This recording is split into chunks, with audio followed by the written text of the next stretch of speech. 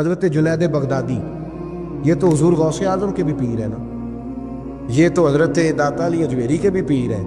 حضرت جنید بغدادی کے بارے میں داتا صاحب نے لکھا ہے کشف الماجوب میں، فرماتے میں عالم بن گیا، پڑھ گیا، میرے ماموں بھی تھے، میرے مرشد بھی تھے حضرت سری سختی رحمۃ اللہ علیہ، تو مجھے اکثر کہتے کہ جنید یار تقریر کیا کر۔ میں کہتا ہوں حضور ابھی میں نیک نہیں، ابھی میں خود ٹھیک نہیں۔ میرے پیر بھائی بھی مجھے کہتے ہیں کہ حضرت کی بھی خواہش ہے تو ہمارا بھی دل کرتا ہے، لگتا ہے کہ آپ کی گفتگو کی برکت سے اللہ بڑے لوگوں کو ہدایت عطا فرمائے گا، آپ وسیلہ بنیں گے، تو بات کیا کریں۔ کہتے میں ٹال دیتا، میرے نصیب دیکھو، ایک دن میں اپنے گھر میں سویا ہوا تھا تو اچانک بغداد کی ساری گلیوں نے مہکنا شروع کر دیا۔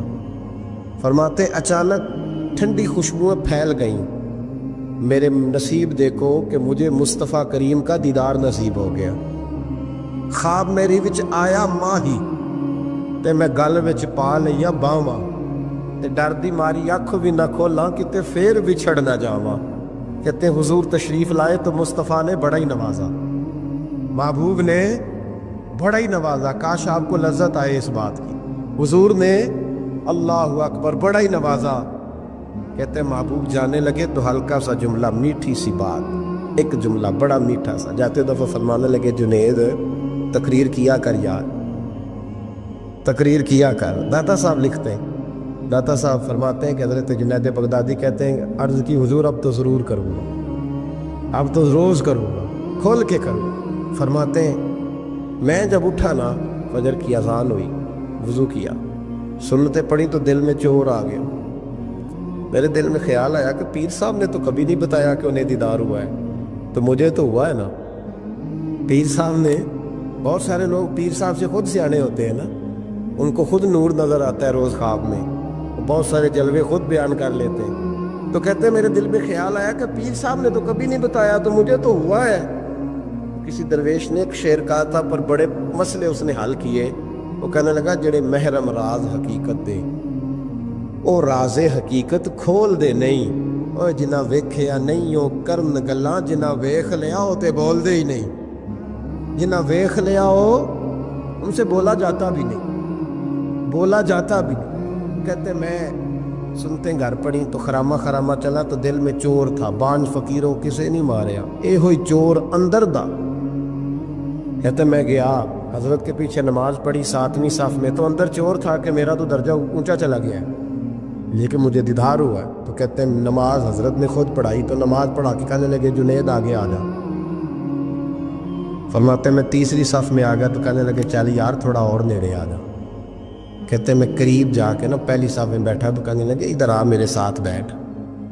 کہتے ہیں میں ان کے ساتھ بیٹھ گیا، حضرت کے ساتھ، یہ بھی کسی نصیبوں والوں کو نصیب ہے نا۔ کہتے ہیں میں ساتھ بیٹھ گیا مرشد کے، تو شیخ تسبیح رول رہے تھے، ادھر دیکھنا میری طرف، تسبیح پھیر رہے ہیں، اور تسبیح پھیرتے پھیرتے نا اچانک آنکھ اٹھائی اور میری طرف دیکھ کے کہنے لگے اب تقریر کرو گے نا، جڑے محرم راز حقیقت دے، اب کرو گے نا تقریر۔ تو میرے اندر تو چور تھا، میں نے کہا جی اب کیا ہوا ہے؟ چور تھا نا کہ مجھے پتا ہے کسی کو پتہ ہی نہیں، اب کیا ہوا ہے؟ تو کہتے ہیں وہ چپ کر گئے۔ چند منٹ کے وقفے کے بعد پھر فرمانے لگے اب کرو گے نا تقریر۔ کہتے ہیں اندر چور بیٹھا تھا، میں نے کہا حضور ہوا کیا ہے بتائیں تو صحیح۔ کہتے ہیں انہوں نے تسبیح چھوڑی، جبہ سمیٹا اور چہرہ میری طرف پھیرا، اور میں نے ان کی آنکھوں میں جو روشنی آج دیکھی پہلے کبھی نہیں دیکھی تھی، لب و لہجے میں جو جلال آج دیکھا وہ کبھی نہیں دیکھا تھا۔ فرماتے حضرت بولے نظر تو وہ ظالم نظر ہے، اٹھے تو بیڑا ہی پار کر دے، گرے تو خانہ خراب کر دے۔ فرماتے میں نے حضرت کا جلال دیکھا اور میری طرف دیکھ کے فرمانے لگے جنید کل جو رات گزری ہے مجھے خواب میں اپنے رب کا دیدار ہوا تھا۔ تو مالک نے پوچھا کہ سری کوئی بات بتا، تو میں نے عرض کی مولا ایک کی مرید تیار کیا ہے وہ بھی تقریر نہیں کرتا، کبھی تیرے حبیب کا ادھر کا پھیرا ہو تو ذرا جنید کو اشارہ کر جائے تو چلو میرا بھی کام بن جائے گا، لوگوں کا بھی نفع ہوگا۔ کہتے ہیں حضرت جنید بغدادی کے میری چیخ نکلی، اللہ اکبر کہا تو میرے کپڑے پھٹ گئے، بغداد کی وہ مسجد ساری رونے لگی۔ کہتے میں قدموں میں گرا اور میں نے کہا محبوبہ مجھے معاف کر دے، مجھے تو آج پتہ چلا ہے کہ میرے اوپر مصطفیٰ بھی کرم فرمائے تو تیری دعاؤں کی برکت سے فرماتے ہیں۔ تقریر اتنا ضروری کام ہے کہ محبوب خود فرماتے ہیں جنید تقریر کیا کر بات یار، لوگوں کو فائدہ ہو۔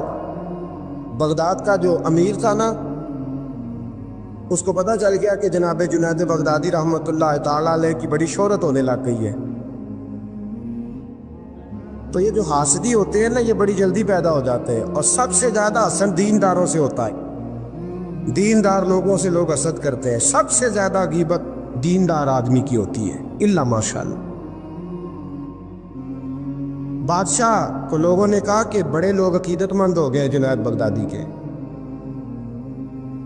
ایسا نہ ہو کہ آہستہ آہستہ لوگوں کو اکٹھا کرے اور پھر اپنی فوج ظفر موج بنا کے وہ آپ کے مقابلے کھڑا ہو جائے۔ اب یہ جو بادشاہ ہوتے ہیں انہیں بغاوت کا بڑا ڈر ہوتا ہے، اور کرسی آپ کو پتہ ہے چیز ہی بڑی پیاری ہے، نہیں پتا تھا نو جے بھی نہیں پتا تھے کتن پتا ہونا لے۔ سبحان اللہ، حد ہو گئی ہے بھائی، کرسی پیاری ہوتی ہے کہ نہیں؟ جسے کدی ترلے نہ کریے نہ دینا جو دے بھی کری دینے، تو یہ پیاری ہے تو تبھی ایسا ہوتا ہے نا۔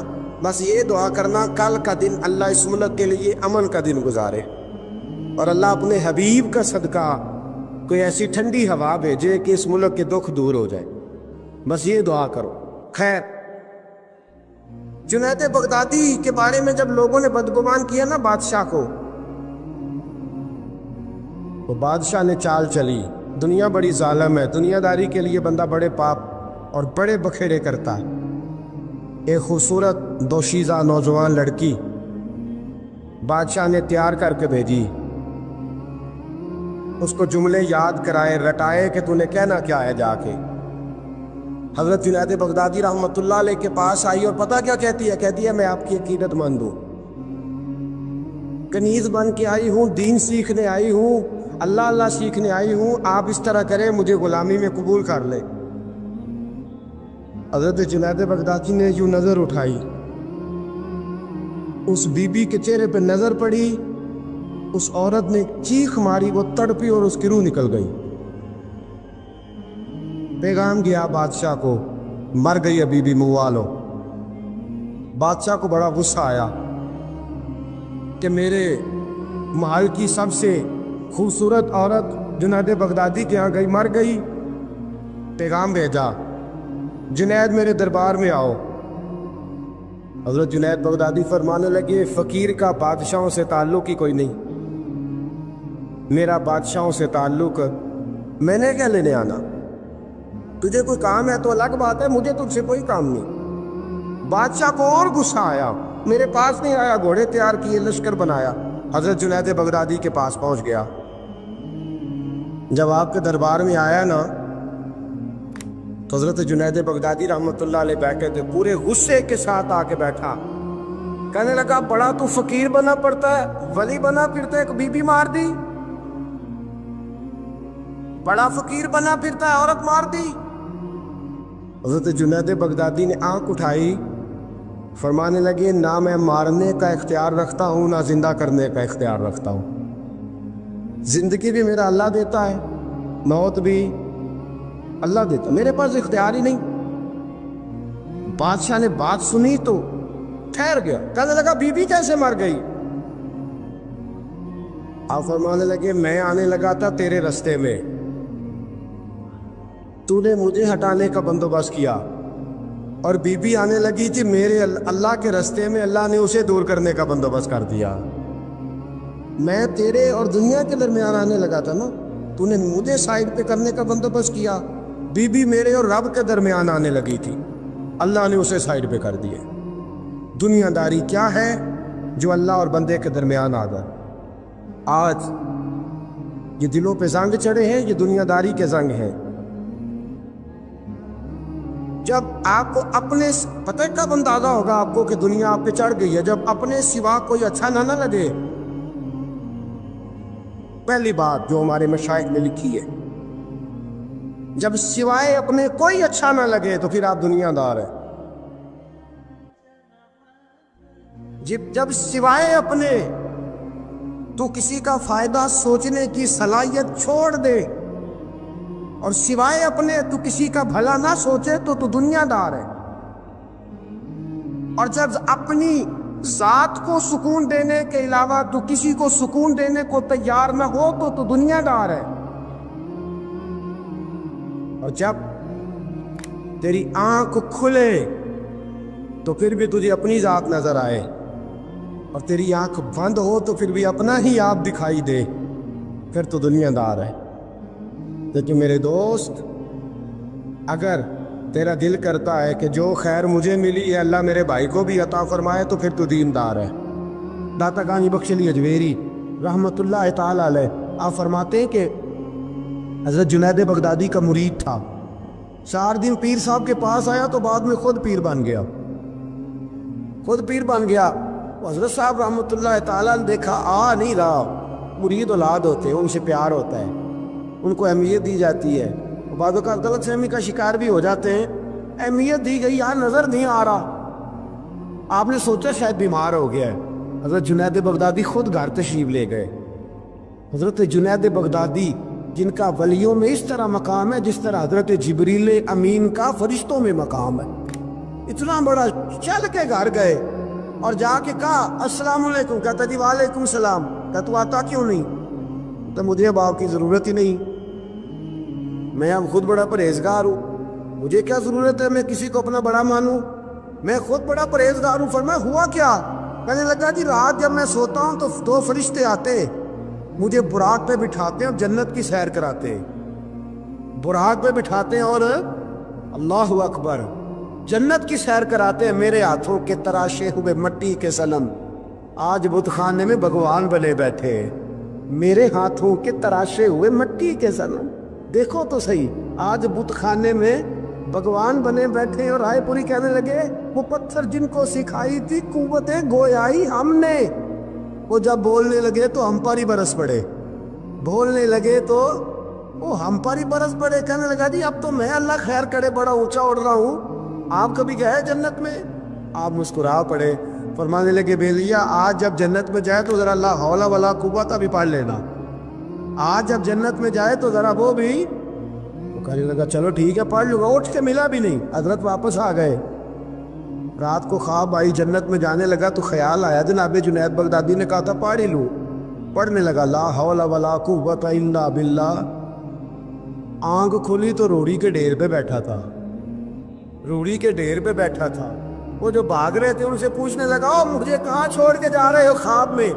وہ کہنے لگے شیطان کے مختلف روپ تھے، تو اصل میں حضرت جنید کے پاس زیادہ آنے جانے لگا تھا تو اللہ کے قریب ہونے لگا تھا، تو ہم نے چکر چلا کے تجھے وہاں سے روکا، تو بیوقوف ہے، سمجھ نہیں آئی۔ اب رونے لگا جاؤں تو کس منہ سے جاؤں، حاضری دوں تو کس منہ سے دوں، اب میں کیسے جاؤں اس کی بارگاہ ناز تک، کس طرح حاضری دوں، گرا جو ان کی نگاہ سے وہ سنبھل نہیں سکتا۔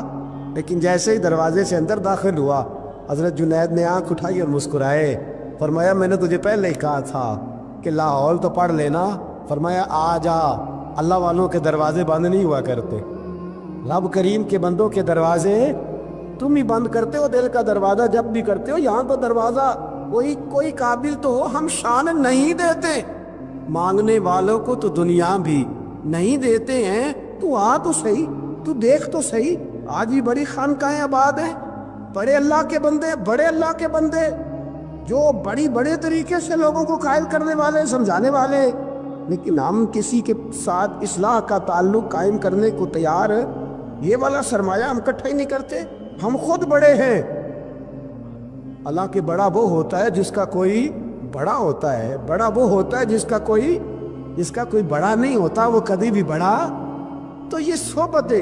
کسی نے مامور غزنوی سے کہا تھا تو بڑے عدل کرتا ہے، تو کہنے لگے اسی لیے کہ میں نے حضرت ابو الحسن خرقانی کی ڈیوٹی کی ہے، میں نے ایک اللہ کے بندے کی، اس نے میرا دل صاف کر دیا۔ کہنے لگے حضرت ابو الحسن خرقانی کو میں نے پیغام دیا، میں نے کہا بابا جی ملنا ہے، تو بابا جی کہنے لگے تینوں کام میں کہ مینوں آج کل دا مولوی میری طرح دا ہوندا تے آندا چلو فوٹو تے آئے گی نا ایم پی اے صاحب نے جانا چاہیے، چھیتی کرو، باقی کام چھڈو سارے، پہلے اتنے حاضری دئیے، ایک قضا نہ ہو جائے، اللہ خیر فرمائے۔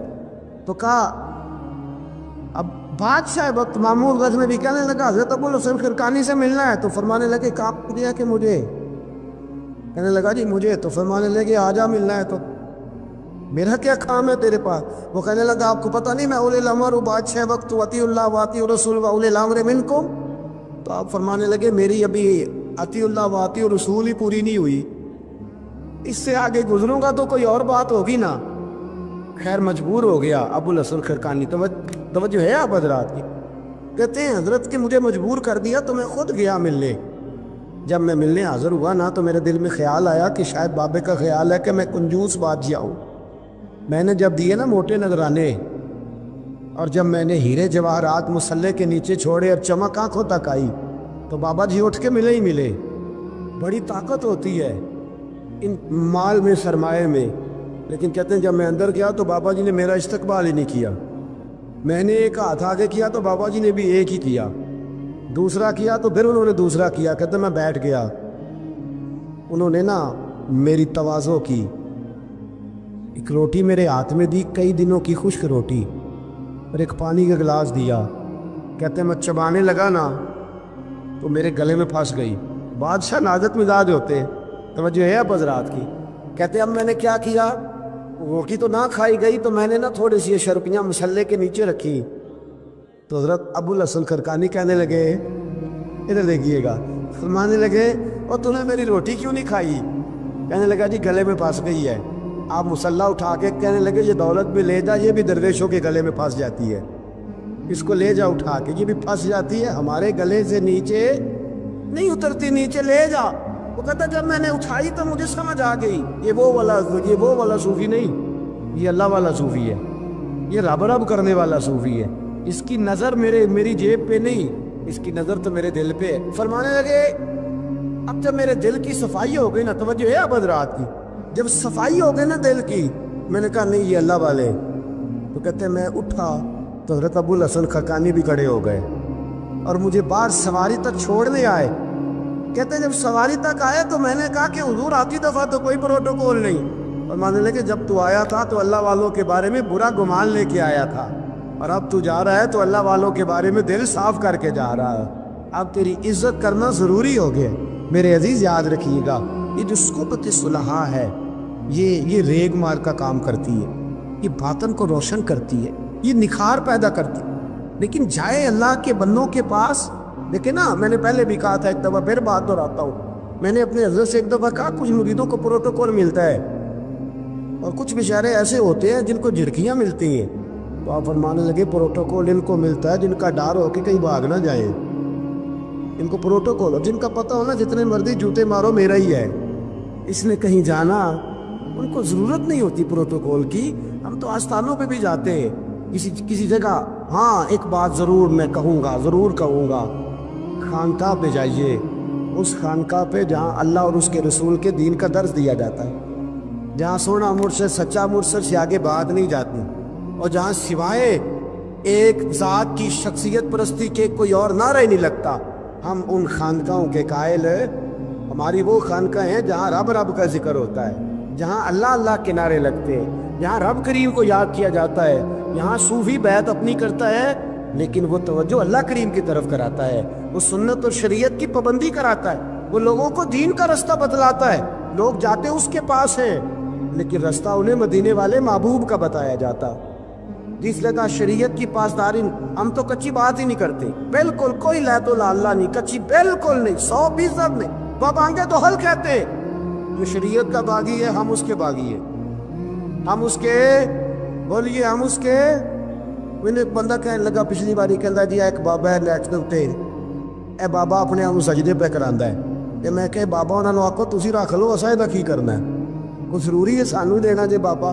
اس طرح کے کئی بدتمیز ہیں، ہمارا ان سے کوئی تعلق، ہمارا ان سے کوئی رشتہ، ہمارا تو رشتہ ان لوگوں سے ہے جو اللہ اور اس کے رسول کی بات کرتے صلی اللہ ہو، جو قرآن کا پیغام دیتے ہیں، جو حدیث مصطفیٰ کھول کے اپنے مریدین کے آگے رکھتے ہیں، ہمارا تو ان لوگوں سے رشتہ ہے۔ اب کوئی جاہل آدمی کو جاہل بات کرے تو ہم اس کے ذمہ دار ہیں، ہماری کوئی ذمہ داری، اور ویسے بھی جب ہم کہہ ہی نہیں رہے ہمارا بندہ ہے تو تم ہمارے کھاتے میں کیوں ڈالتے ہو؟ جیڑا بندہ بھی غلط کرے ساڑھے کھاتے ہی پہ جانا، جیڑا بھی غلط کرے، ہم بالکل قائل نہیں ہیں میں نے ایک بہت بڑی اجتماع میں اعلان کیا تو پھر کہتا ہوں آج جن درباروں پہ نشہ بکتا ہے ہم ان درباروں کو بند کرنے کے قائل ہیں. جس جگہ عیب ہوتا ہے ہم اس جگہ لوگوں کو قصداً منع کرتے ہیں جانے.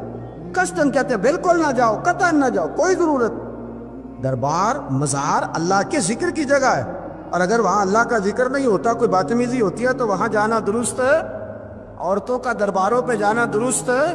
ہم قائل ہی نہیں ہیں، قطعی طور پہ قائل ہیں. عورت بڑی باپردہ جائے گی اس صورت میں جائے گی جب گزارا ہی نہ ہو، کیا ضرورت ہے؟ بالکل ہم قائل نہیں ہیں ان چیزوں کے. ہم اہل تصوف ان لوگوں کو مانتے ہیں جو دین کی بات کرتے ہیں، دین کا، اور جسے بسم اللہ بھی سیدھی نہ پڑھنی آئے، رٹی رٹائی دعا مانگے. ہم تھوڑے خشک لوگ ہیں، ہم نہیں کرتے پیروی، ہم نہیں دست بوسی کرتے، دعا کر کے کھڑے ہو جاتے. سنو، وہ آپ نے حدیث سنی ہے نا کہ 70 صحابہ تھے اور ایک دودھ کا پیالہ تھا، تو حضور نے 70 کو پلایا تو 71ویں نمبر پر پیا. مصطفیٰ کریم نے فرمایا اگر میں اللہ کا رسول ہو کے 70 غلاموں کا جھوٹا پیتا ہوں تو بتا، تیرا یہ بخاری مسلم ہے. لیکن اب ہماری نفاست پسندیوں کے رنگ بھی نیا لے ہیں نا، انہیں روٹی کھا لی ہے، اور اکثر اگر آپ ناراض نہ ہو تو بات کرنی پڑتی ہے، جب سامنے آ جاتی ہے تو کرنی پڑتی ہے. امیر کا جھوٹا ہو تو پھر خیر ہے، اگر غریب کا ہو تو جی چور صاحب تو پیے اور دے دیو تو یہ ماڑے دا ہاتھ لگ گیا کہ تو کے لیا، یہ ظلم ہے، یہ زیادتی ہے.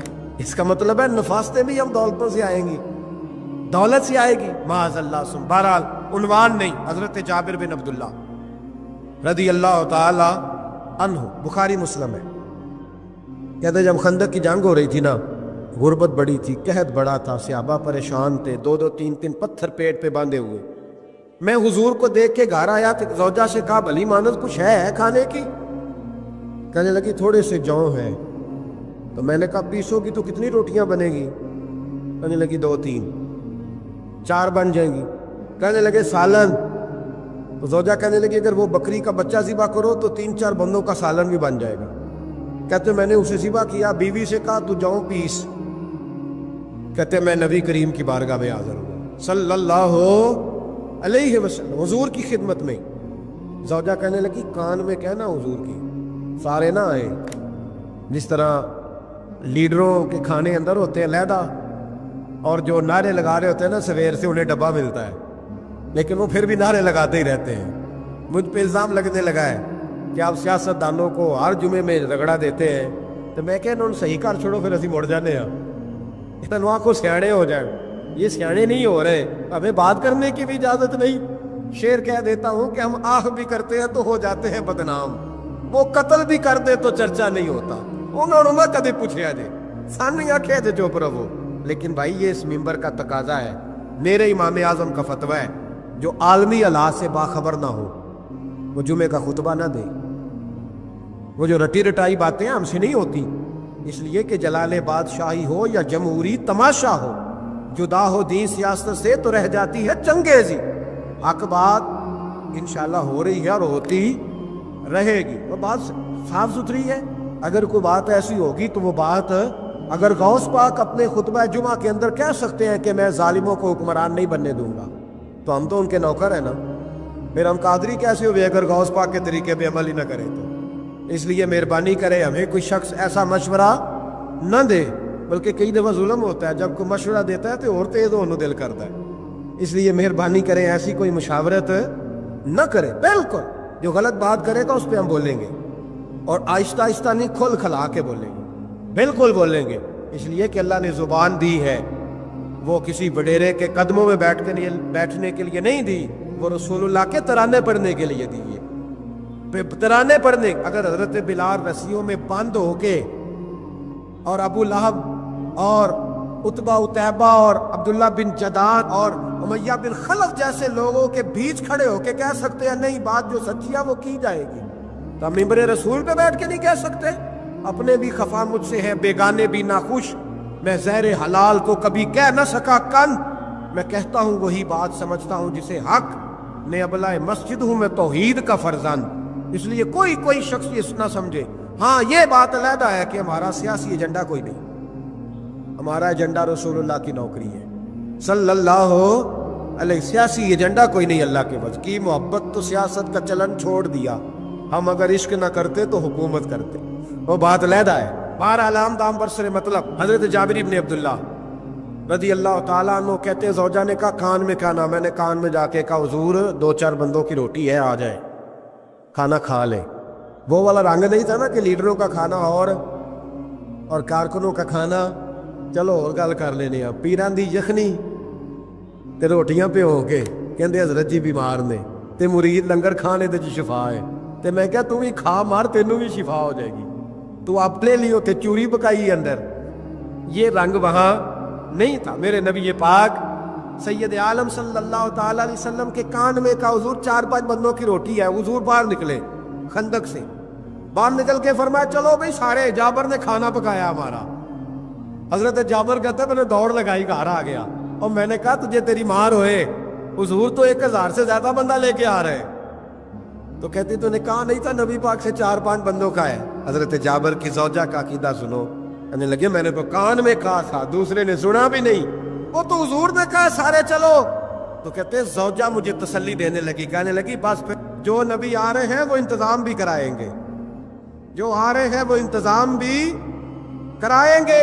کیا کہا مولانا حسن رضا نے، قلم توڑ دیے، کہنے لگے آج جو عیب کسی پر نہیں کھلنے دیتے، آج جو عیب کسی پر نہیں کھلنے دیتے، ارے کب وہ چاہیں گے میری حشر میں رسوائی ہو، دل میں ہو یاد تیری کوچائے تنہائی ہو، پھر تو خلوت میں عجب انجمن آرائی ہو۔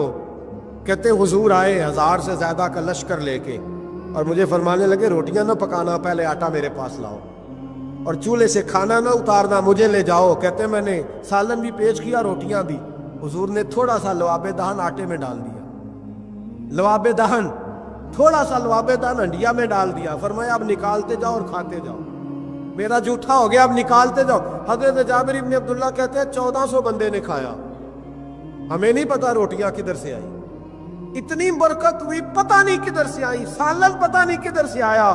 کہتے ہیں سارے سیر ہو کے کھا لیا تو فرمایا چلو بھی جاؤ جا کے کام کرو، مجھے فرمانے لگے اب تو بھی کھا، آ جا بچے بھی بلا۔ کہتے سب نے کھایا، حضور اٹھ کے جانے لگے تو فرمایا ذرا روٹیاں دیکھ، پہلے زیادہ تھی کہ اب زیادہ ہے، ذرا دیکھنا سالن پہلے زیادہ تھا کہ اب زیادہ ہے۔ تو میں نے کہا نہیں حضور پہلے سے زیادہ ہے، میرے محبوب کے تبرک میں اتنی برکت ہے، تو حضور کے وجود سے جو چیز لگ جائے تو اسے قیمتی نہیں سمجھتا؟ کہاں بیٹھ کے دین پڑھا ہے؟ یہاں ہمیں سمجھا لے یا پھر ہم تجھے سمجھائیں، صحیح تینوں سمجھائیے تو صحیح کر کے سمجھائیے۔ وہ لوگوں کو گمراہ کرتے ہو، اتنا غلط نظریہ، اس قدر غلط میں نا غار ثور پہ چڑھنے لگا تو مجھے وہاں ایک نیچے صاحب مل گئے، کہنے لگے اتھے کی لین چلے ہو؟ میں کہ تینوں اسی اتھوں میں نہیں پوچھ کے آئے جدو کرو آئے ہیں، اتھوں میں نہیں تینوں پوچھنا بے لیا، تو غلط فہمی دا شکار ہے۔ کہنے لگا وہ تو حضور تو کام سے گئے تھے، آپ کو کیا کام ہے؟ میں کہ ایسے لئے ٹائم نہیں تیرے نہ گل کرن دا، اس واسطے کہ سانوں تے غار ثور پہ یاد ہوں دی۔ واپس آ گئے، عام آدمی تھا، خیر وہ کہیں سے آیا ہوا تھا، اردو بولتا تھا، تو میں ایک عمرہ کرنے کے لیے جارانہ سے واپس آیا تو طواف ہم کر رہے تھے، وہ بھی مجھے نظر آ گیا دوڑتا ہوا، میں انہوں بات مار لی، میں کیا حضرت حاجرہ تے پانیاں سے دوڑیا سان تے تو کا تو چھالا ماری پھردا ہے، او پیا ہی کولر تے جا پی رام کر جا کے، کہندے نہیں انہاں دی ادا تے ادا کرنی ہے۔ تو میں کہ اگر تو حضرت حاجرہ دی ادا کرنی تے اسی حضرت ابوبکر صدیق دی ادا کرنی ہے۔ عجیب آدمی ہے بھائی تو، عجیب بات ہے، لوگوں کا فلسفہ اپنا اپنا، اور پھر پکڑے ہم کہ اس بندے کو جو جواب نہ دے سکے۔ ایسا نہ کرو، یہ زیادتی ہے، امت کو اکٹھا کرو، اتفاق۔ یہ مجھ سے سوال کئی جمعے سے ہو رہا تھا، میں اصل میں نا ان موضوعات کو چھیڑتا نہیں، میری طبیعت اور ہے، لیکن کوئی بندہ یہ نہ سمجھے کہ ہمیں جواب نہیں آتا، یہ سوال اٹھا تھا، کوئی یہ نہ سمجھے کہ ہمیں جواب اللہ کے فضل سے، اللہ کے فضل سے، یہ قرآن مجید پڑھا ہے، یہ مسجد ہے، یہ جمعے کا دن ہے، ہم بات صرف وہ کرتے ہیں جس میں ضمیر اجازت دیتا ہے، اس لیے کہ سدا تو نہیں نہ رہنا، پتہ نہیں صبح اٹھ سو کے اٹھنا ہے کہ نہیں اٹھنا، تو قوم کو گمراہ کر کے دین کے نام پہ جانا کدھر ہے؟ اس لیے بھائی خیال ہوتا ہے کہ تم لوگوں کو خراب نہ کرو، ہم تو چاہتے ہیں امت اکٹھی ہو جائے، لیکن یہ ظلم کرتے ہو، جب چھیڑو گے کسی کو تو پھر تو اس کا حق بنتا ہے نا وہ بولے، تو چھیڑا جاتا ہے۔ تھوڑے دن ہوئے حضرت حلیمہ سعدیہ کا سارا گھر گرا دیا، بلڈوزر چلا دیا، کہنے لگے یہاں لوگ آتے ہیں تو شرک ہوتا ہے، اور میں نے کہا جہاں اللہ کریم نے توحید پھیلانے کے لیے رسول کو بھیجا، 4 سال جہاں نبی پاک رہے وہاں کیسے شرک ہو سکتا ہے؟ کس طرح کی تو بات کرتا ہے؟ بہرحال جہاں میرے نبی پاک بیٹھ جائیں وہ جگہ برکت والی ہو جاتی ہے۔ اس جگہ کو چومنا مسلمان کا ایمان ہے، اس جگہ پہ سجدہ کرنا مسلمان کا ایمان ہے، اس جگہ بیٹھ کے تبرک حاصل کرنا یہ مسلمان کا۔ میں تو پہلی دفعہ ریاض الجنت میں داخل ہوا تو میرے ساتھی کہنے لگے کیا ہوا؟ میں کہا ادھر آؤ، لوگوں کو اگے جا کے ملنی، سانو ایتھے ہی لب گئی جی روضۃ من ریاض الجنہ۔ بار حدیث لکھی ہے، حضور نے فرمایا جو یہاں آ گیا وہ جنت میں آ گیا۔ یہ ہے عرض جنت، یہ طیبہ کی زمین ہے، جنت بھی یہی، مال کے جنت بھی یہی ہے۔ ایک بات اور کرنی ہے، بڑی ضروری ہے، میری بھی اور آپ کی بھی ذمہ داری ہے، اس کو بھی ضرور کرنا چاہتا ہوں۔ سن لیں، محمود غزنوی نا گزر رہے تھے، یہ آپ نے نا میری طرف دیکھنا ہے، یہ بات سنتے ادھر دیکھو، خاص اہم مسئلہ ہے، اس پر بڑا ضروری ہے آپ کا متوجہ رہنا۔ محمود غزنوی کہتے ہیں میرے دل میں خیال آیا کرتا تھا ہمیشہ کہ میں واقعی سبکتگین بادشاہ کا بیٹا ہوں یا معاذ اللہ میرا باپ کوئی اور ہے۔ اور ایک خیال مجھے آتا تھا کہ قیامت واقعی قائم ہوگی، شک رہتا۔ اور تیسرا میرے دل میں خیال آتا تھا کہ یہ مولوی بیچارے کمزور سے ہوتے ہیں، تو حدیث پاک میں آتا ہے کہ علماء نبیوں کے وارث ہیں،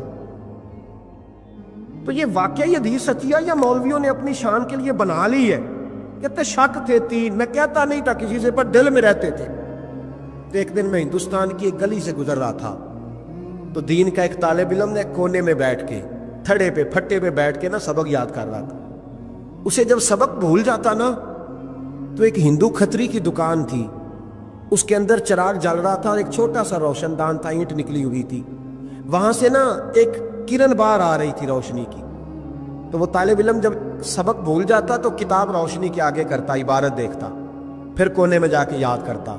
محمود کہتے ہیں مجھے بچے کا ذوق بڑا اچھا لگا، میں نے اسے بلایا، میں نے کہا بچے تم لالٹین کیوں نہیں خریدتے؟ تو کہنے لگا میں یتیم ہوں اور رسول اللہ کا دین پڑھنا میرا شوق ہے، مدرسے میں پڑھتا ہوں پر غربت ہے، لالٹین نہیں۔ کہتے ہیں میں نے اسے تھپکی بھی دی اور لالٹین بھی دی۔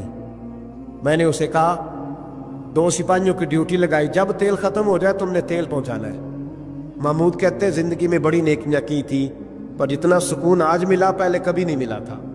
کہتے ہیں شاہ کی نماز پڑھی تو دل میرا ٹھنڈا ٹھنڈا تھار، پھولوں کی سیب پہ میں سویا۔ کہتے ہیں آج تو میرے نصیب ہی جاگ گئے، نصیب ہی جاگ گئے۔ کہتے ہیں سارا شہر ایسے جیسے پھولوں کی طرح مہک رہا ہے۔ کہتے ہیں میں کیا دیکھتا ہوں کہ خواب میں میرے رسول تشریف لے آئے، خواب میری وچ ماہی آیا تے میں گل وچ پا لئیاں باواں تے ڈر دی ماری اکھ بھی نہ کھولاں کتے پھر وچھڑ نہ جاواں۔ اور کسی شخص نے کہا تھا چر ہویا مینوں ترلے لیندیاں کدی موڑ میرے ول واگاں، خواب میری وچ ایک وار جیاوے میں ساری عمر نہ جاگاں۔ کہتے حضور آئے خواب میں، ایک جملہ حضور نے کہا، ایک جملہ نبی پاک صلی اللہ علیہ وسلم نے کہا ایک، اور میرے تینوں سوالوں کے جواب دے دیے، ذرا دل کے کانوں سے سننا۔ کہتے ہیں محبوب فرمانے لگے او سبکتگین کے بیٹے، تو نے آج میرے ایک وارث کی خدمت کی ہے، میں قیامت کے دن تیری سفارش کروں گا۔ کہتے ہیں مجھے سمجھ آ گئی کہ میں سبکتگین کا بیٹا ہوں، مجھے سمجھ آ گئی کہ قیامت قائم ہوگی، مجھے سمجھ آ گئی کہ علماء نبیوں کے وارث ہیں۔ 101 حافظ شہید ہو گیا، 101 پھول جیسے بچے۔ اور جب اتحادی فوج کا، افغان اور امریکی فوج کا جب بم گرا نا تو حافظوں کے ہاتھوں میں سندیں تھیں اور ان پر لکھا تھا کہ انہوں نے قرآن پورا پڑھ لیا ہے۔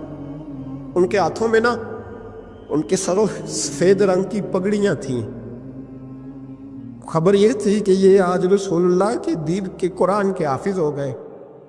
نہ کسی نے کوئی ملی ترانہ پڑھا ہے، نہ بریکنگ نیوز رہی ہے۔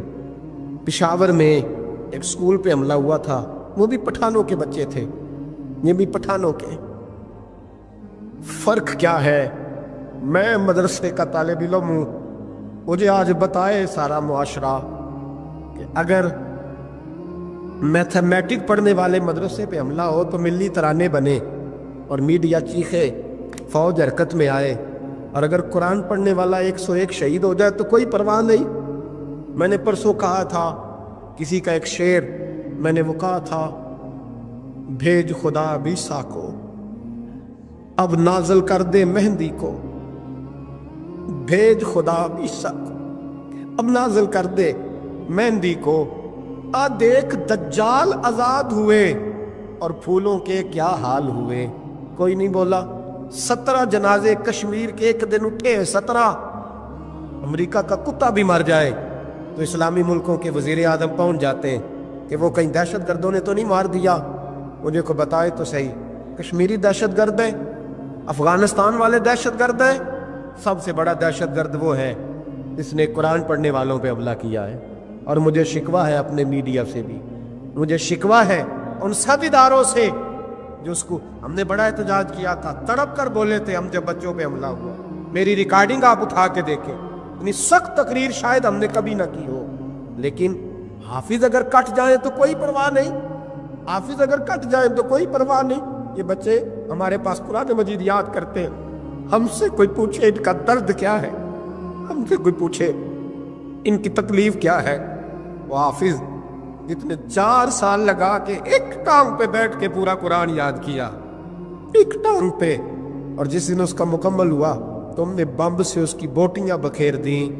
امریکہ ٹوٹنے والا ہے، لیکن ہمیں اس کے ٹوٹنے سے زیادہ افسوس نہیں، ہمیں ان پہ زیادہ افسوس ہے جو ظالم اس کی اتحادی بنے ہوئے ہیں، جو مسلمان کہلا کے اس کے اتحادی بنے ہوئے ہیں۔